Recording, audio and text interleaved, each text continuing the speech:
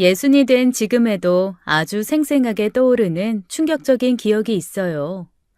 제가 또래 친구들보다 늦게 시집을 간 탓에 32살의 새댁이던 어느 날 시댁 상견례 자리에서 동서를 처음 만났던 날의 기억이랍니다. 찢어지게 가난한 집에서 태어나 똑같이 가난한 식당으로 시집온 저는 세상 그렇게 휘황찬란한 고급 양식집이라는 곳을 난생 처음 가보았죠. 인테리어부터 음식들까지 하나하나 고급스럽지 않은 것이 없었습니다. 그때의 충격을 설명드리자면 뭐랄까, 제가 사는 곳과는 완전히 다른 세상이 존재한다는 걸 깨달아버린 느낌이었다고나 할까요? 그 고급 양식집은 잘나가는 사업가라는 동서쪽 집안에서 마련한 자리였는데요. 두 사돈내외는 분명 저희와 똑같은 한국말을 하고 있는데 왠지 모를 기품과 고급스러운 여유가 철철 흘러넘쳤죠. 당시 꽃다운 20을 갓넘긴 나이였던 동서 또한 귀티가 흘러넘쳤어요. 그런 동서에 대한 제 첫인상은 이랬습니다. 아, 양갓집 교수라는 말은 바로 저 여인 같은 사람을 부르는 말이겠구나. 사실 전 상견례가 시작되기까지 걱정이 참 많았었어요. 두 집안의 경제적 격차로 인해 결혼 반대가 심하지는 않을까 하는 걱정이었죠. 하지만 제 걱정은 기우에 불과했고 상견례는 화기애애하게 흘러갔습니다.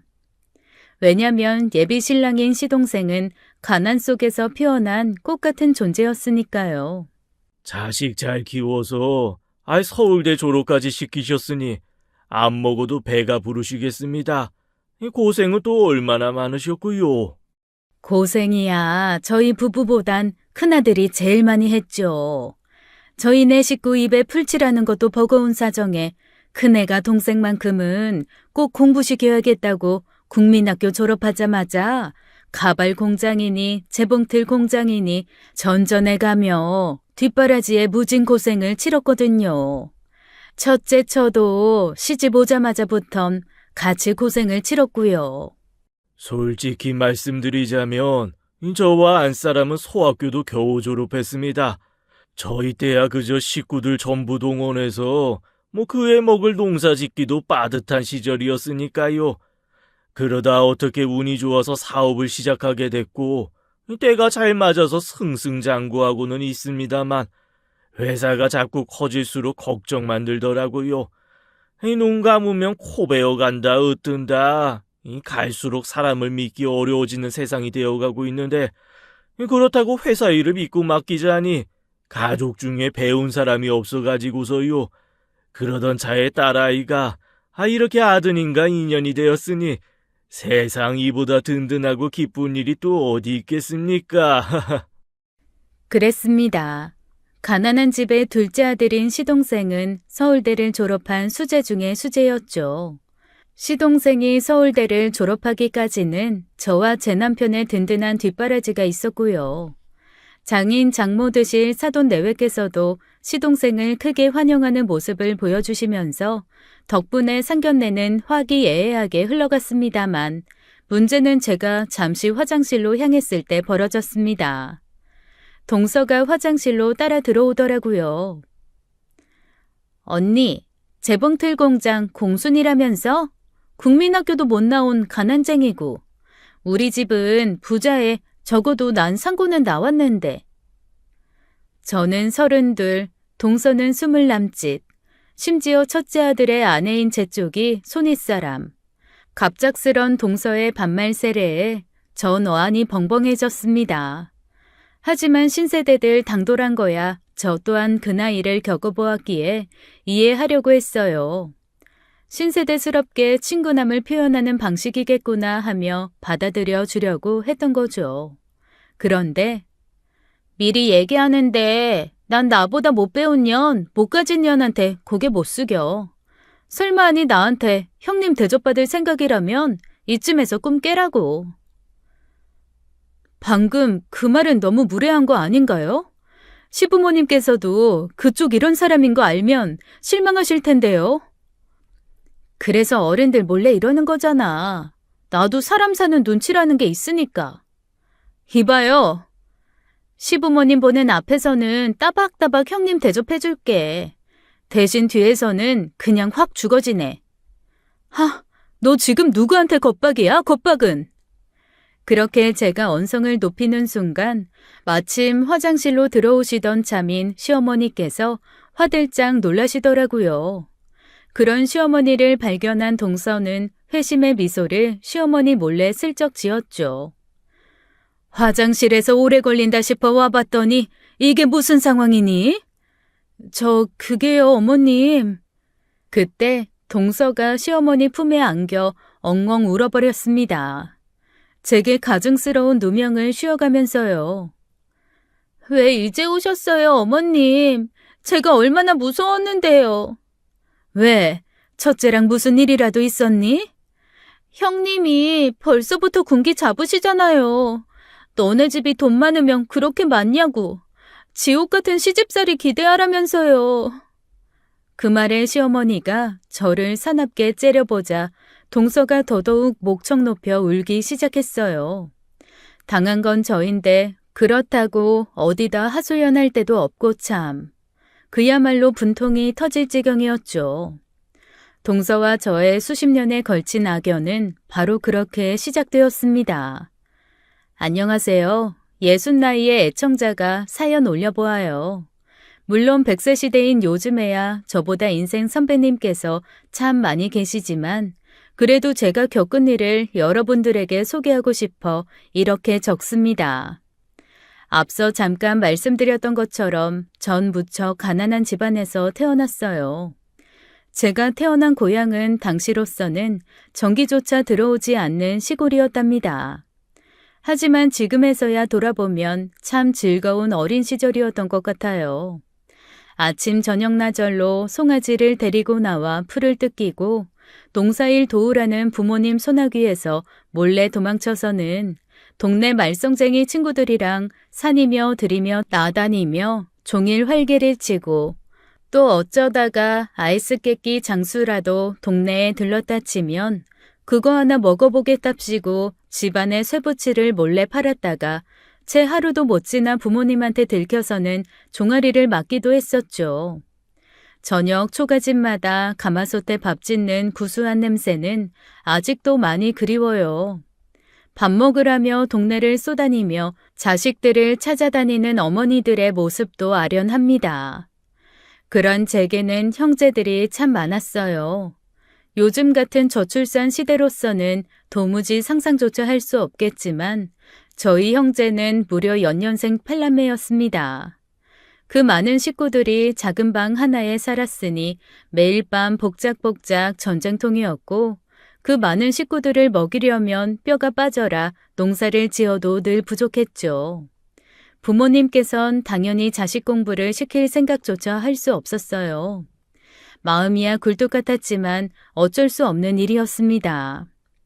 자식들 학교 보내놓으면 당장 그해 겨울 먹을거리가 걱정이었으니까요. 그나마 큰아들만큼은 어떻게든 공부를 시켜야 했었던지 오직 큰아들 하나만 산 하나를 넘어야 나오는 학교에 보내주셨습니다. 심지어 전 그 중에서도 딱 중간에 끼인 넷째였어요. 위로는 언니 오빠들을 챙겨야 하고 또 아래로는 동생들도 챙겨야 하는 넷째 말이에요. 그러다 보니 전 부모님에게서 늘 제일 나중순이가 되어버리기 일쑤였죠. 특히나 유일하게 공부하는 큰오빠의 뒷바라지는 늘 제가 도맡아야만 했습니다. 큰오빠의 교복을 다림질하다 태워먹은 날에는 저 정말 부모님께 쫓겨날 뻔했다니까요. 제가 고향을 떠난 이유도 바로 큰오빠의 뒷바라지 때문이었습니다. 예순이, 이리 앉아보거라. 얘기 좀 하자. 죄송합니다. 잘못했어요. 왜? 너 오늘 또 무슨 짓 벌였냐? 그게 아니라 아버지가 얘기 좀 하자고 할 때는 저 혼내실 때니까요. 안심하렴. 오늘은 그런 얘기를 하자는 게 아니야. 그럼 뭔데요? 네 큰오빠 말이다. 고등학교를 보내야겠는데 학교 선생님 말씀으로는 서울로 보내는 것이 좋을 것 같다고 공부를 솔찬히 잘하는 모양이다. 어쩌면 우리 집안에서도 큰 사람 하나 나올 수도 있겠다더구나. 순간 전 불길해졌고 그 직감은 바로 적중했어요. 예순이 네가 오빠 따라서 서울 가서 공부 뒷바라지를 좀 해줘야겠다. 공부만 시키면서 키운 녀석이라 밥이며 빨래며 아무것도 할 줄 모르잖냐. 사내 놈 손으로 집안일 시키기도 그렇고. 그때 전 그러겠다고 순순히 대답할 수밖에 없었습니다. 제가 싫다고 거절해 본들 옛날 분이신 아버지의 고집을 꺾지 못할 건 뻔할 뻔짜였으니까요. 그렇게 전 정든 친구들을 두고 큰오빠를 따라 서울로 향하게 되었죠. 제가 떠나던 날 저와 친구들은 울음바다가 되었습니다. 그 중에서도 옆집 까까머리 소년이 유독 슬퍼했어요. 이렇게 가면 언제 돌아와? 글쎄, 아마 큰오빠 장가 가서 내가 뒷바라지 안 해도 되는 날? 세상 참 치사하다. 이러는 게 어딨어. 맨날 너한테만. 어쩔 수 없잖아. 우리 아버지 고집 알면서. 그럼 있잖아. 내가 서울 갈까? 서울에서 우리 다시 만날래? 너가 서울은 왜? 나한테도 꿈이라는 게 있는데 여기 시골에선 이루기 어려운 꿈이야. 대한민국을 먹여 살리는 부자가 되고 싶거든. 눈을 빛내며 말하는 까까머리 소년이 저에게 어찌나 곱디곱게 보이던지 그날 전 까까머리 소년과 뜨거운 악수와 함께 약속을 나누며 헤어졌습니다. 서울에서 꼭 다시 만나자고요. 그렇게 큰오빠를 따라 서울로 올라온 저는 처음엔 밥, 빨래, 청소 등 집안일만 뒷바라지하면 되었어요. 하지만 오래 지나지 않아 친정에서 보내오던 큰오빠의 학비가 뚝 끊겨버렸죠. 고향 마을에 아주 크게 흉작이 들었기 때문이었습니다. 심지어 그 시절의 고등학교는 지금처럼 의무교육이 아니었어요. 매달 학비를 내지 않으면 학교를 다닐 수가 없었던 거죠. 전 결국 오빠의 학비를 마련하기 위해 재봉틀 봉제 공장에 취직해야만 했습니다. 그 시절 재봉틀 봉제 공장의 환경은 참으로 열악했어요. 쥐꼬리만한 월급이 밀리기는 다반사였고 매일 밤늦게까지 야근을 강요받았으며 선후배 사이의 위계 질서가 아주 살얼음 판이었습니다. 막내인 제가 작은 실수라도 하나 저지르는 날에는 선배 언니들의 외마디 욕설과 함께 날성 가위가 제게 집어 던져졌어요. 과장이 아니라 정말로 가위가 날아들었습니다. 상황이 이러니 몰래 따로 불려나가 선배 언니들한테 따귀를 맞는 일은 차라리 양반일 지경이었죠. 이처럼 온갖 고생을 해가며 학비를 대는 저를 보며 큰오빠는 참 많이 미안했던 모양이에요. 그래서 오빠는 수시로 코피를 쏟아가며 거의 매일 새벽같이 공부에 열중했죠. 그 결과 어쩌면 그렇게 좀처럼 꼴찌를 놓치지 않는 법이 없는지 참. 알고 보니 오빠는 아버지의 기대처럼 특출난 수재가 전혀 아니었습니다. 시골 학교에서나 큰 사람 될 거라는 소리를 달고 다녔을 뿐 서울 학생들과 경쟁하자니 영 깜냥이 안 되었던 거죠. 아무리 죽어라 공부해도 쫓아갈 수 없었던 큰오빠는 결국 제게 특단의 대책을 내놓았어요. 예순아, 오빠는 오늘부로 내 진로를 확실히 정했어. 농사꾼. 아니, 어찌나 황당하던지 웃음이 다 나오더라고요. 그게 말이야? 내가 누구 때문에 고향 떠나서 이 고생인데. 웃지 마. 오빠 되게 진지하게 고민해서 내린 결정이니까. 가망 없는 공부를 붙잡아 보자고. 고향에 계신 부모님이랑 우리 예순이 고생시키는 일은 더는 하고 싶지 않다.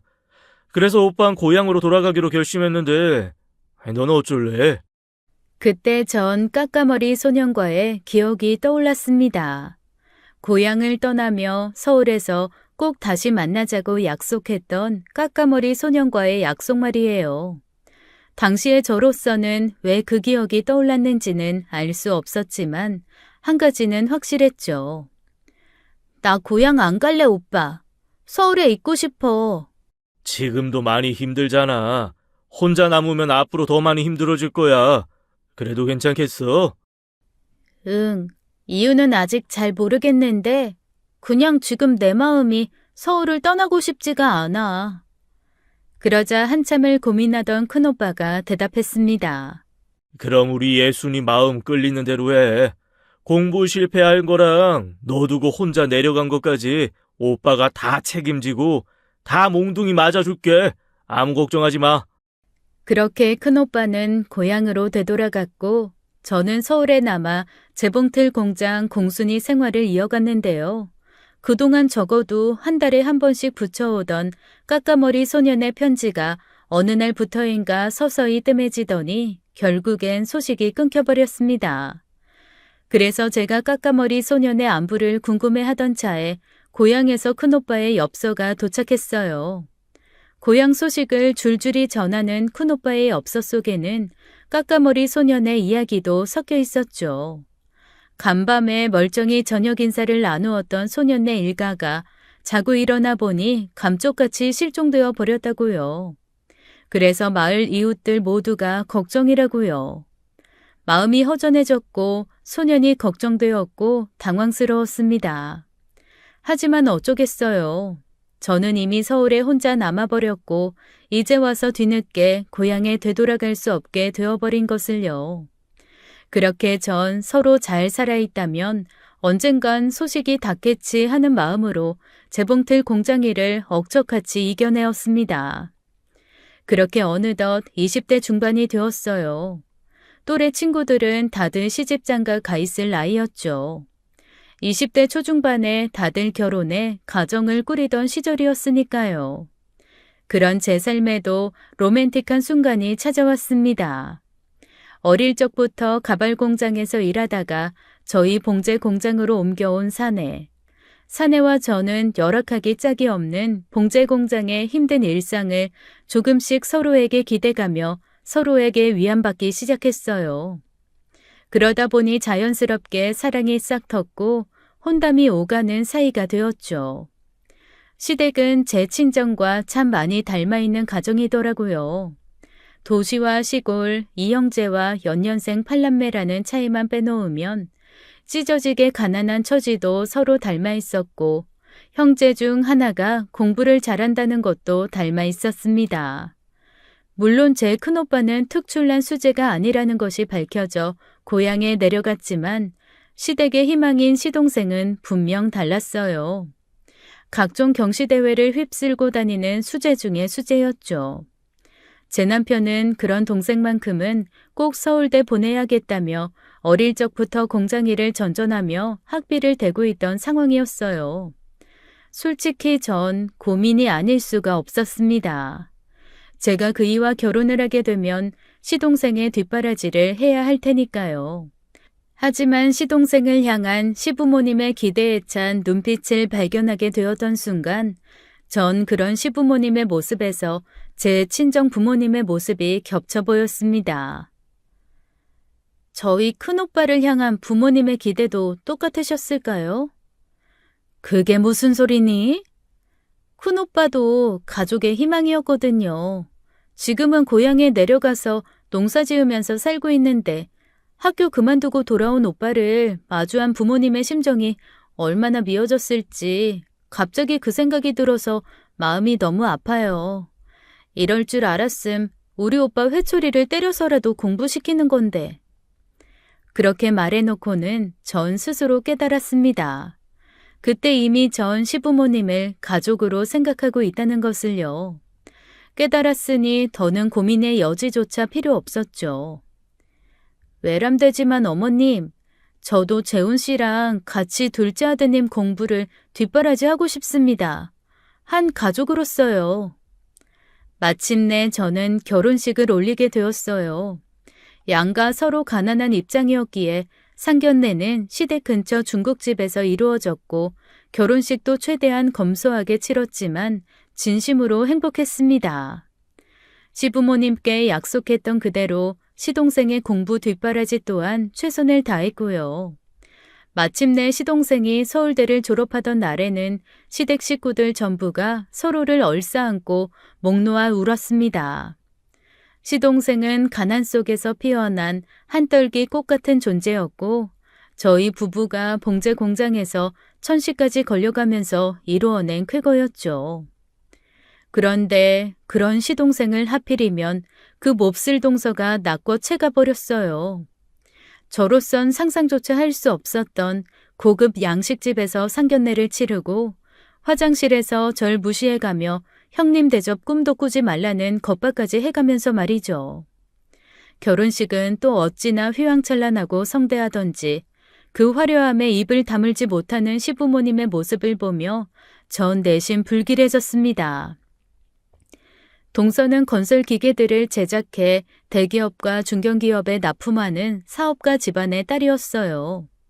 바로 그 부잣집 딸이라는 배경이 행복했던 제 결혼 생활을 좀먹어 들어가기 시작했죠. 동서를 보면 사돈댁들이 어떻게 사업에 성공했는지를 바로 알겠더라고요.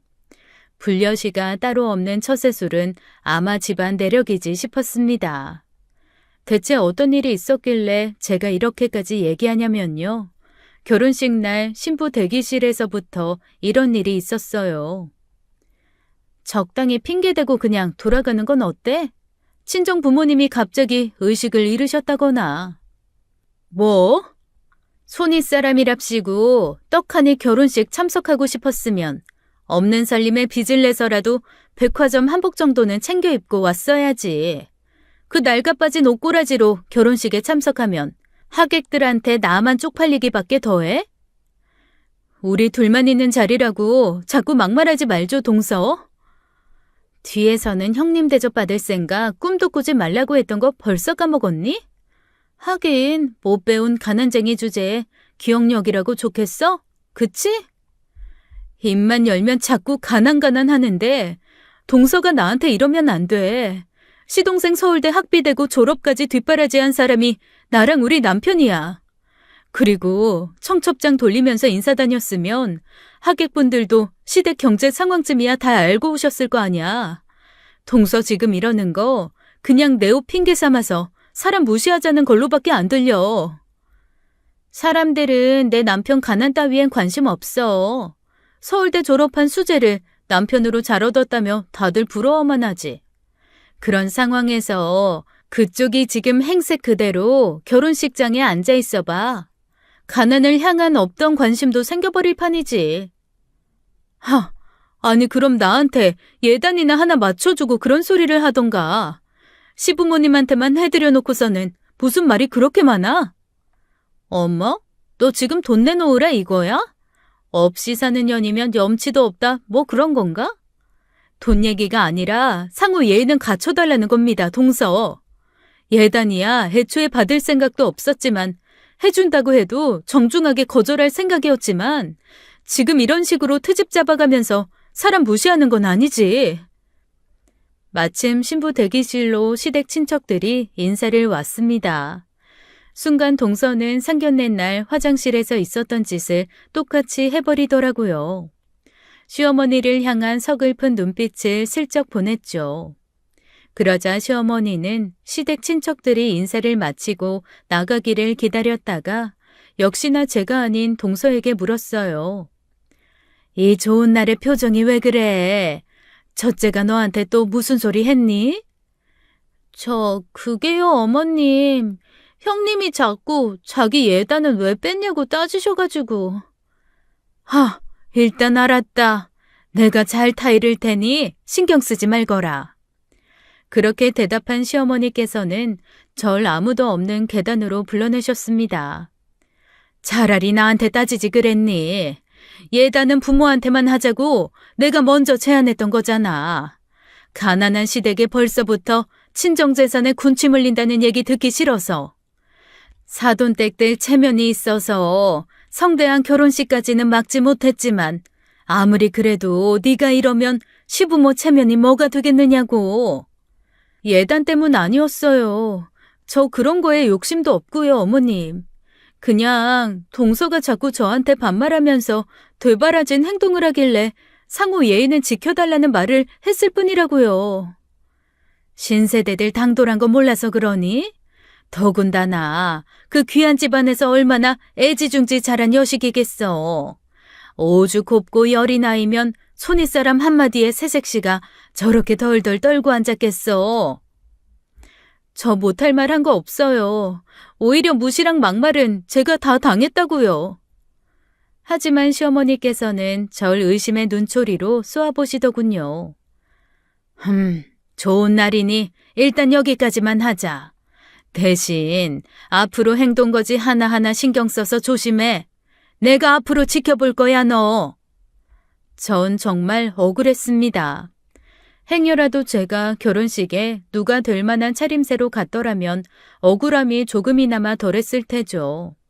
근데 그날 전 빠듯한 주머니 사정이 허락하는 선에서 최대한 비싸고 좋은 한복으로 골라서 입고 간 거였거든요. 그런데 시어머니께선 앞뒤 사정 다 덮어놓으신 채 무작정 동서편만 들으시니 참. 여러분들께서도 예상하셨겠지만 동서와의 일화는 끝이 없었습니다. 동서는 이런저런 핑계를 대가면서 집안 행사에 한 번도 일손을 거둔 적이 없어요. 그저 매번 음식 준비가 다 끝난 시간에 기다렸다는 듯이 나타나서는 또 매번 이런 식이었죠. 어머니, 이거 선물이요. 이거랑 이건 아버님 거. 아이고, 그냥 몸만 오면 되는 걸 뭐 이렇게까지야. 많이 비쌀 텐데. 백화점 들린 김에 시부모님 생각나서 샀죠. 어머님, 아버님께서 기뻐하시면 저도 행복하니까요. 그래, 얼른 앉아서 먹자. 어머나, 이게 다 뭐래요, 형님? 음식 엄청 많이 하셨네. 고생 많으셨겠어요. 고생인 거 알면 앞으로는 신경 써서 일찍. 에이, 근데 이거 좀 짜다. 이것도 짜고, 저건 또 싱겁고. 우리 형님 요리학원 보내드려야겠어요, 어머님. 보다 못한 제 남편이 동서에게 행여 한마디라도 꾸짖을라 치면 불려시 동서는 냉큼 시부모님과 시동생 등 뒤로 숨어버렸어요. 그때쯤이면 이미 시부모님께서도 동서의 용돈과 선물 공세에 눈이 멀어버렸던 탓에 시댁의 제 편이라고는 남편 딱 한 사람뿐이었죠. 또한 동서는 그럴 때마다 매번 저와 단둘만이 있는 자리에서 패악질을 부렸어요. 야, 너 나 일부러 엿먹이려고 음식들 짜게 한 거지? 일손은 거들지도 않은 주제에 무슨 말이 그렇게 많아? 그리고 음식가는 시부모님 입맛에 맞춘 거야. 웃기시네. 나 몸매 관리하는 거 뻔히 알고서 일부러 짜게 만들었으면서. 착각 좀 작작해. 나 동서한테 별로 관심 없어. 관심 두고 싶지도 않고. 암튼 꼴에 쫀심은 있어가지고. 그래, 뭐 이거나 먹고 떨어져라. 동서는 제게 돈봉투 하나를 던지며 마치 귀부인이 하인대하듯 저를 업신여기는 표정의 눈빛으로 말을 이었어요. 뭐해? 부잣집 아가씨가 금일봉 주셨으면 고맙습니다 하면서 허리 숙여 인사해야지. 전 당장에라도 머리채를 붙잡고 싶은 심정이 굴뚝 같았지만 여러분들께서도 이미 아시잖아요. 시댁의 제 편은 남편 하나밖에 없다는 거. 싸워봤자 결국엔 저만 누명을 뒤집어 쓸 일이 뻔하다는 거. 그래서 그저 눈빛으로만 동서를 쏘아보며 넘기기 일쑤였죠. 적어도 눈빛은 소리가 없으니 오직 동서편인 시부모님께 들킬 걱정도 없으니까요. 하지만 그런 일이 마주칠 때마다 반복되니 저도 남편도 시댁에 가기가 정말 끔찍하게 싫어졌습니다. 심지어 동서는 더 큰 돈으로 시댁의 환심을 완벽하게 사버렸죠. 시댁에 매달 생활비로 큰 금액을 가져다 드리더라고요. 그러는 동안 시동생은 뭐 했냐고요? 시동생에게 저는 은인이나 다름없을 텐데 손 놓고 구경만 하고 있었냐고요? 세상이 그렇습디다. 돈이란 때로는 인간의 총명함마저도 흐리게 만들어버리더라고요. 시동생마저도 동서의 돈노름에 홀라당 눈이 팔려버렸지 뭡니까? 제 편이 되어주기에는 동선의 재산이 너무도 많았기 때문이었어요. 사돈댁네 회사의 이사로 임명이 되고 지분의 일부를 미리 넘겨받기도 했고요. 그래서 시동생은 동서처럼 내놓고 절 무시하지도 않지만 그렇다고 은인인 저를 돕지도 않는 방관자가 되어버렸습니다. 그렇게 어영부영 시간이 흘러버렸어요. 어느덧 전 첫째 아들을 출산했지만 시부모님께서는 몇 해 늦게 태어난 동서의 아들에게 장손 대접을 해주더라고요. 다른 일은 몰라도 자식에게까지 이어지는 차별만큼은 참을 수가 없었습니다. 그래서 전 홀로 시댁으로 쳐들어갔어요. 해도 해도 진짜 너무들 하시네요. 이게 어디서 목소리를 높여? 아닌 말로다가 우리 집안 먹거리 걱정 없이 살게 해준 사람이 누구니? 둘째 내외잖아. 그러니 당연히 둘째네 손주가 장손 대접을 받아야지. 벌써 잊으셨어요? 그 장가 잘 간 둘째 아들 서울대 뒷바라지한 게 저희잖아요. 넌 할 말 없으면 꼭 옛날 얘기를 꺼내더라. 그렇게 억울하면 니들도 용돈이다 생활비다 때마다 떡하니 가져와 보든가. 됐습니다. 두 분께 너무 실망이어서 할 수 있어도 하기 싫어졌어요, 이젠. 그렇게 애지중지하는 둘째 내외 꼭 끌어안고 건강하게 잘 지내세요. 말을 마친 제가 자리를 박차고 나가는데 이번에도 역시나 불려시 동서가 쫓아나오더라고요. 고맙다. 꼴도 보기 싫은 얼굴 알아서 꺼져줘서.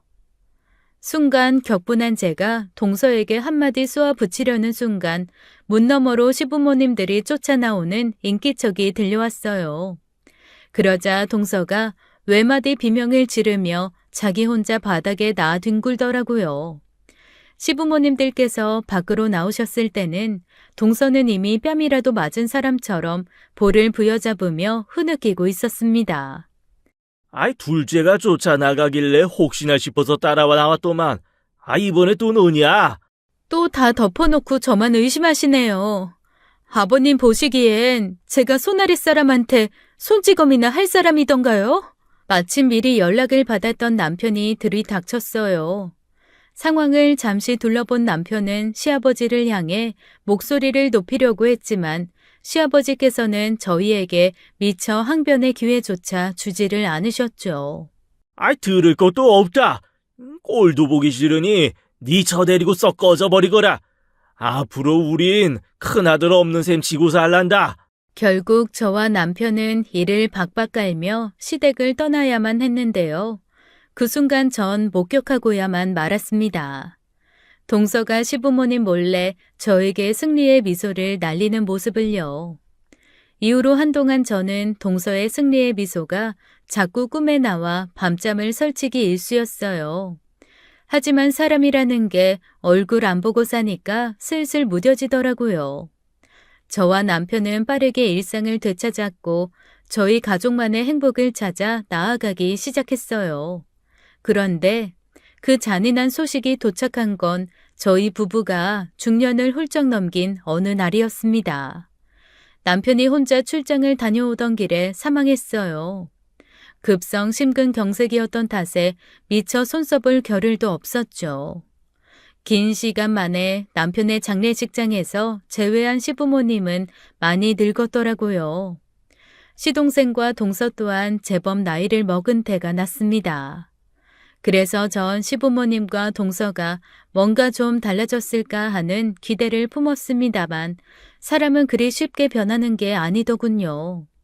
시부모님께서는 저와 남편의 손님은 거들떠도 보지 않으셨어요. 오로지 동선의 손님들만 지극정성으로 대접했을 뿐입니다. 오가는 이야기를 듣자 하니 시동생이 동선의 집 회사를 완전히 물려받았다고 하더라고요. 무척이나 서러웠습니다.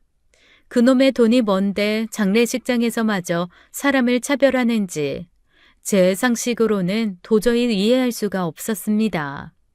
그런 장례식 상황이 이상하게 보이기는 고향 친구들도 마찬가지였던 모양이더라고요.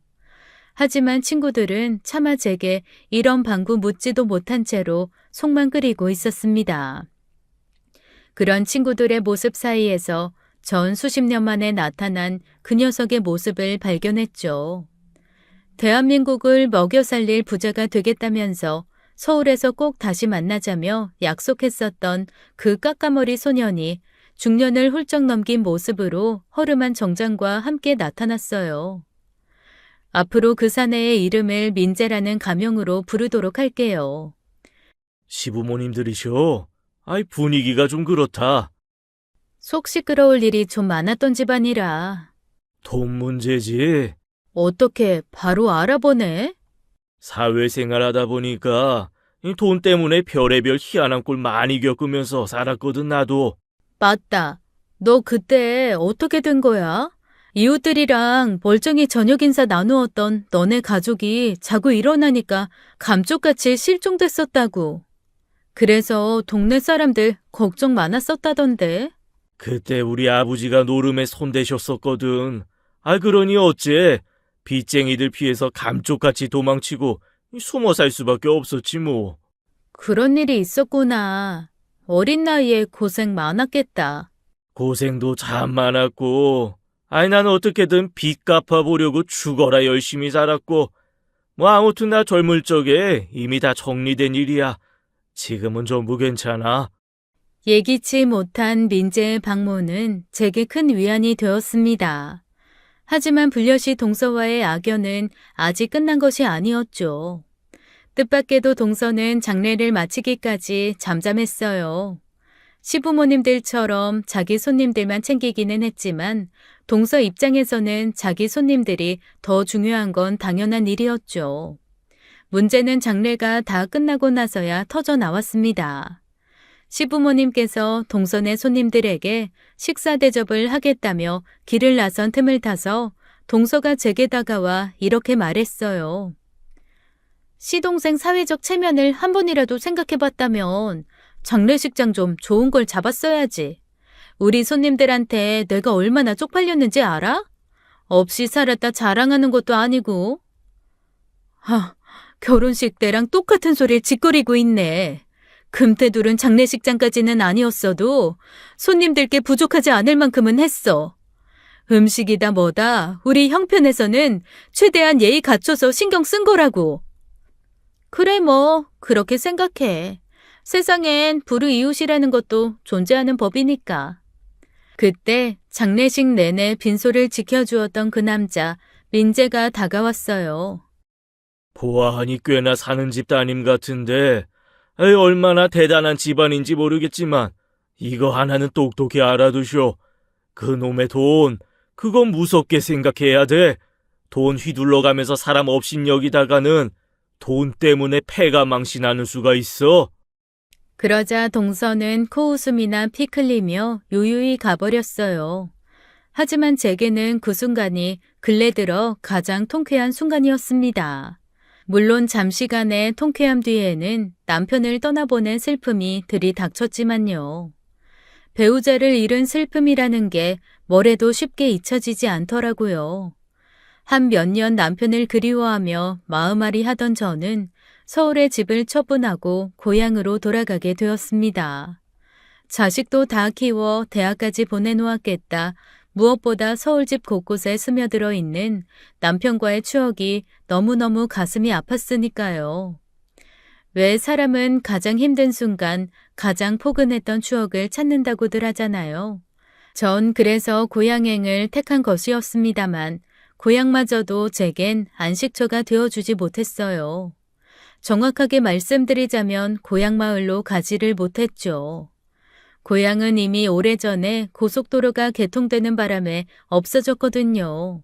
결국 제 고향행은 고향 근처 작은 도시가 된 마을에 자리를 잡았습니다. 참 다행인 건 고향 마을은 고속도로가 뚫려 없어졌어도 어릴 적 친구들이 꽤 많이 그 근처에 터를 잡고 있었다는 것이었어요. 덕분에 전 그들과 많은 시간을 보내며 조금씩 마음을 추슬렀죠. 그 친구들 사이에는 민재도 늘 함께였습니다. 그러다 보니 어느덧 60을 앞두게 되었어요. 그리고 제 평생의 마음앓이를 알고 있었던 큰아들이 뜻밖의 제안을 해오더라고요. 엄마, 이 대한민국에 미련 없지? 갑자기 그게 무슨 소리니? 돈 있는 사람은 대접받고 돈 없으면 천대 받는 현실이 지긋지긋할 거잖아. 그래도 엄만 후회스러운 삶은 아니었다고 생각해. 물론 마음고생이야 많았지만 세상 돈 무섭지 않을 나라가 어디에 있을 것이며 또 자식들이 이렇게 잘 자랐는데 세상 부러울 게 뭐 있다고. 나한테 귀한 사람 대접받으면서 살 수 있는 기회가 주어졌다면요. 아들이 귀한 사람 대접받으면 부모인 엄마도 귀한 사람 대접받는 거잖아. 대체 무슨 일인데 그래? 프랑스 쪽 회사에서 스카웃 제의가 하나 들어왔어요. 조건도 좋고 무엇보다 나를 많이 탐내하는 눈치야. 그니까 엄마, 나랑 같이 프랑스로 이민 갈래요? 동생들이랑 다 데리고. 순간 제 팔자에 역마살이 끼어있나 싶었습니다. 큰오빠의 공부 뒷바라지를 위해 서울로 딸려 올라왔다가 까까머리 소녀 민재와의 약속이 생각나서 서울에 남기를 선택했었고 남편을 여윈 이후로는 마음의 안정을 찾아 고향 근처로 돌아왔는데 이제는 바다 건너 프랑스까지 떠나자는 이야기가 나왔으니까요. 하지만 선뜻 결정할 수 있는 일은 아니었죠. 60씩이나 돼서 이역만리 타국에 적응하기란 만만치 않을 테니까요. 건강도 한창 때만큼은 아니어서 혈압약과 혈당약을 매일 챙겨 먹어야 하는데 의료보험이 제일 잘 되어 있는 나라가 대한민국이기도 했습니다. 그래서 전 처음엔 이민에 대해서 부정적인 입장이었는데요. 제가 큰아들과 함께 이민을 떠나기로 결정한 건 또 그놈의 불엿이 동서 때문이었습니다. 제 휴대폰에 저장되어 있지 않은 번호로 전화가 걸려오더라고요. 전화를 받아보니 동서였죠. 어떻게 잘 지내시나? 우리가 서로 안부 챙기던 사이는 아니었던 걸로 아는데 이 번호는 또 무슨 번호고?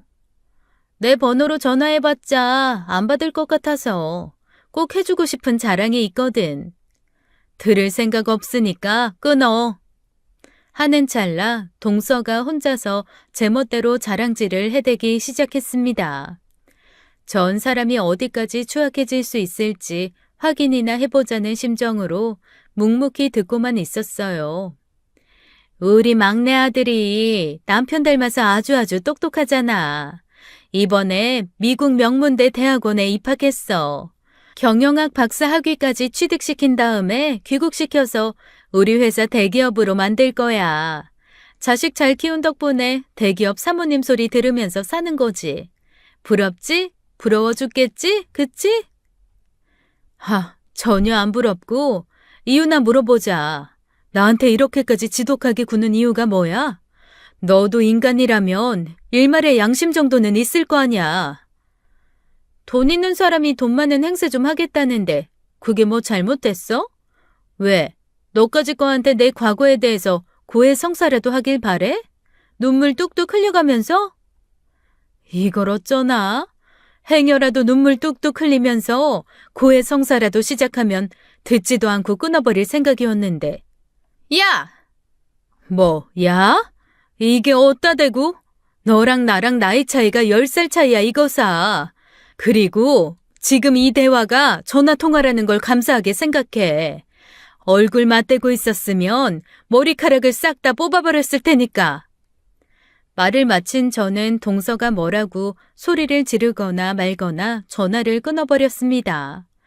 그래놓고 나니 수십 년간 쌓여있던 억하심정이 툭하니 터져 눈물이 쏟아지더라고요. 하필이면 그 모습을 엄마 약 챙겨 먹었나 살펴보러 왔던 참인 큰아들에게 들키고야 말았죠. 큰아들이 저를 끌어안아 주었다면 차라리 가슴이라도 덜 아팠을 텐데 아들은 조용히 묵묵히 자리를 비켜주었습니다. 그리고는 저의 눈물이 잠잠해지고 나서야 아무 일도 없었다는 듯 돌아와 약은 잘 잡섰냐며 태연하게 물어보더군요. 순간 저는 이런 실감이 들었습니다. 내 자식이 엄마가 힘들어하는 모습 이렇게 지켜보며 자랐겠구나. 마침내 저는 서름의 굴레를 끊어내고자 다짐했고 비로소 아들에게 대답했어요. 가자, 프랑스. 가자. 자식으로서 엄마에게 귀한 사람 대접 만들어주고 싶은 우리 아들 마음 이젠 받아들일게. 그렇게 프랑스행 이민 절차가 일사천리로 진행되었어요. 하지만 수십 년 만에 재회한 친구들과의 우정은 무척이나 아쉬운 것이었죠. 그래서 저희는 바닷가 경치 좋은 곳에 펜션으로 이별 여행을 떠나기로 했습니다. 서로 나이가 나이이니만큼 언제 다시 만날지 기약하기 어려운 상황이기 때문이었어요. 제가 직접 펜션 예약을 해놓고 보니 문득 회한이 몰려왔습니다. 60평생에 생애 처음 펜션 여행을 떠나는 길인데 그 펜션 여행이 대한민국에서의 제 인생 마지막 펜션 여행이 될 테니까요. 어릴 적 벗들과의 펜션 여행은 참으로 즐거웠습니다. 민재는 급한 회사 일로 인해 올 수 있을지가 불확실한 상황이었지만 다들 꼬꼬마 시절을 추억하며 이야기꽃을 피웠죠. 마침 펜션에 작은 운동장이 하나 딸려 있었기에 저희는 수십 년 만에 공놀이라는 것도 해보았습니다. 다들 몸이 생각처럼 따라주지를 않는지 이리 엎어지고 저리 자빠지고 우스꽝스러운 상황의 연속이었어요. 그런데 이 어린 시절로 돌아간 것만 같은 기분에 너무 심취했던 탓일까요? 하늘이 노랗게 물드나 싶은 찰나 땅이 빙글 한 바퀴 돌아버리더니 급히 달려온 한 남자가 쓰러지는 저를 품에 끌어안듯이 받아드는 순간 제 기억은 잠깐 끊겨버렸습니다. 잠시 후 제가 눈을 떠보니 어디론가 맹렬하게 달리는 차 안이었어요.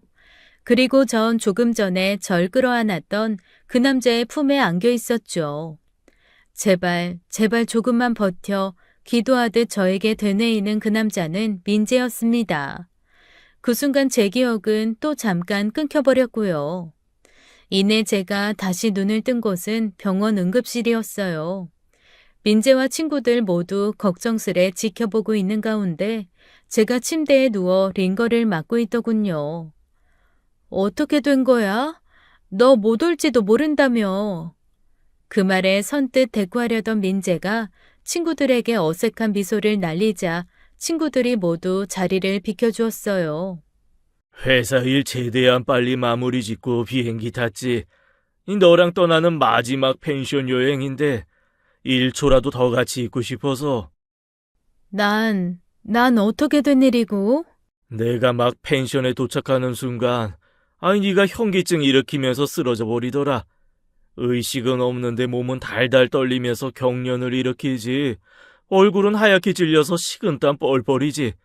저혈당 쇼크 같길래 일단 급하게 당분 많이 든 음료수부터 먹여놓고서는 병원으로 옮겨왔다. 의사 말로는 조금만 늦었어도 큰일 났을 거라대. 저혈당 쇼크 그거 아차하는 순간 그 길로 고인되는 경우가 부지기수잖냐. 나 아니었으면 진짜 큰일 날 뻔했던 거라고 너. 그랬구나. 너가 나 살려준 거구나. 근데 나 당 있는 건 어떻게 알았어? 너 그냥 회사 운영한다며. 의사도 아니면서 어떻게 그렇게 진단이 빠르게 나오든? 네 남편 장례식장에서 끼니 때마다 너가 뭘 자꾸 먹길래 확인해봤더니 나랑 똑같은 약을 먹더라고. 나도 당뇨 있잖냐. 그 말에 전 조금 민망한 생각이 들더라고요. 사람 빤히 관찰하고 그러기는 민망하게.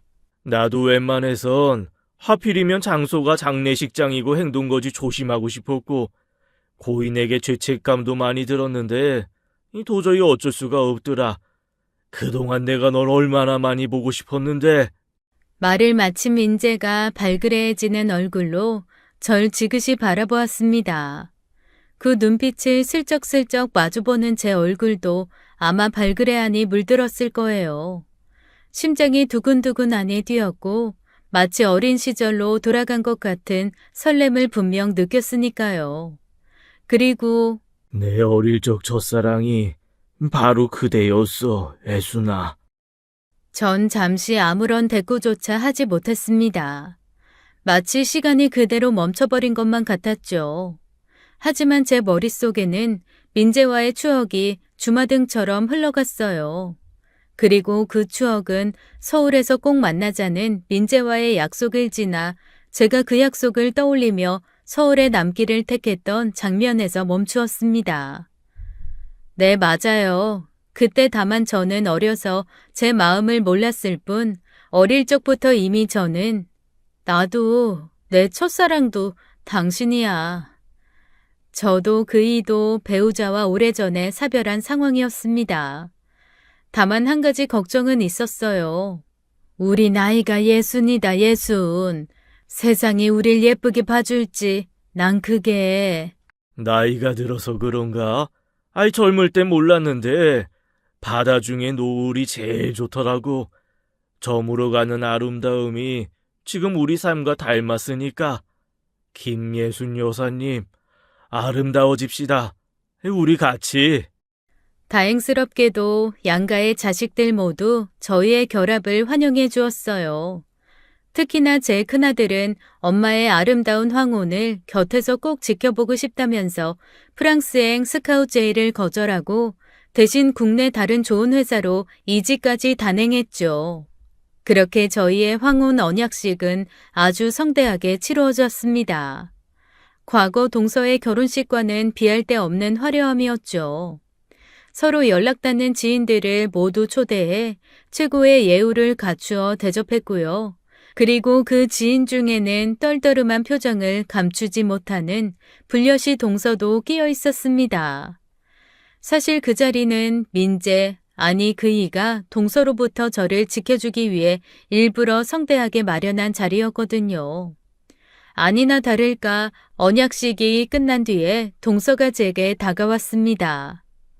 주제치고는 너무 과분한 사치 아닌가? 갑자기 봉이라도 잡으셨대? 하지만 굳이 제가 맞설 필요는 없었죠. 이제 제 곁엔 그이가 있으니까요. 돈으로 사람 무시하다가는 이 돈 때문에 패가 망신할 거라는 경고를 허투루 들었던 모양입디다. 얼씨구, 센 척은 아주. 왜? 그러는 그쪽 노인네는 뭐라도 좀 되나? 제 어릴 적 꿈은 이 대한민국 전체를 먹여 살리는 부자가 되는 것이었습니다. 뭐 그 정도까지 이루진 못했지만 저희 회사가 먹여 살리는 직원들이 얼마나 많은지 잠깐 생각만 해도 뭐 썩 부족하지는 않게 이룬 셈이죠.